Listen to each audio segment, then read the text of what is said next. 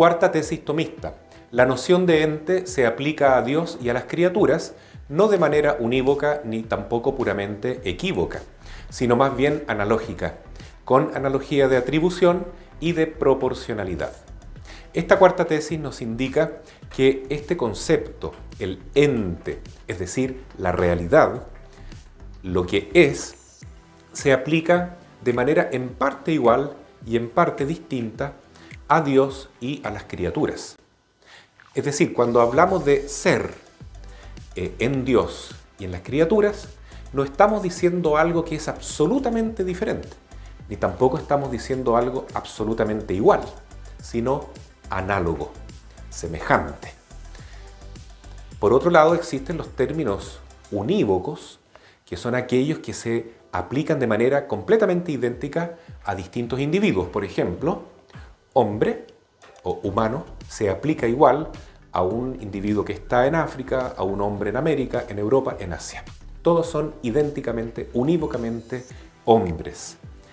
El término equívoco es aquel que se aplica de manera completamente distinta a distintos individuos. Por ejemplo, banco. No es lo mismo un banco en la plaza para sentarse que el banco donde yo voy a hacer operaciones financieras o a cobrar un cheque. Entonces, ahí el nombre banco se aplica a conceptos totalmente distintos. Son equívocos estos conceptos, ¿no es cierto? Bueno, en el caso del ser o del ente, encontramos un término análogo, en parte igual y en parte distinto. ¿Por qué? Porque Dios es infinitamente distinto a nosotros. Él es el ser en sí mismo y nosotros, en cambio, todos los entes creados recibimos el ser en la creación. Somos limitados, somos imperfectos, pero al mismo tiempo somos.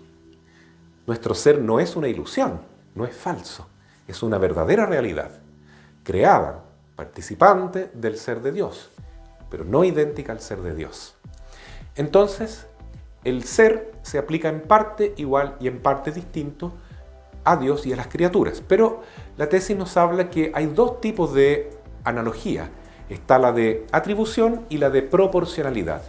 La de atribución indica más esa distancia que tenemos con Dios, porque el término analogado en la atribución es el que propiamente recibe todo el peso del concepto y los otros términos que se desprenden son más distantes, ¿no? Por ejemplo, el término salud, dice Aristóteles, es un término análogo de atribución, porque se atribuye a un ente, a un analogado principal, que es el hombre.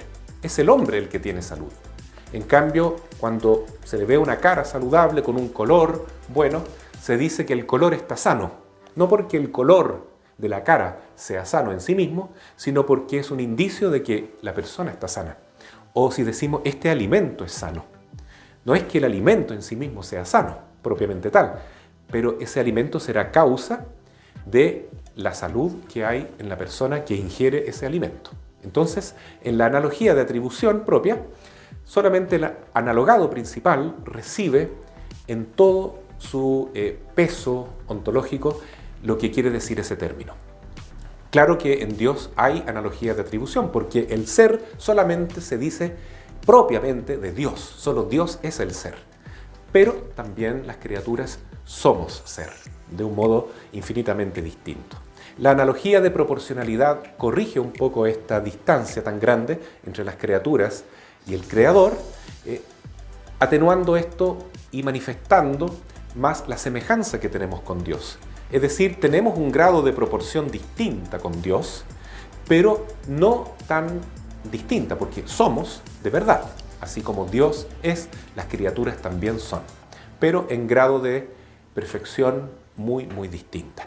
También esta perfección se da en las criaturas en forma proporcionalmente distinta, ¿no es cierto? Los ángeles son más perfectos que los humanos y los humanos más perfectos que los animales y que las plantas, como muchas veces ha explicado Santo Tomás de Aquino.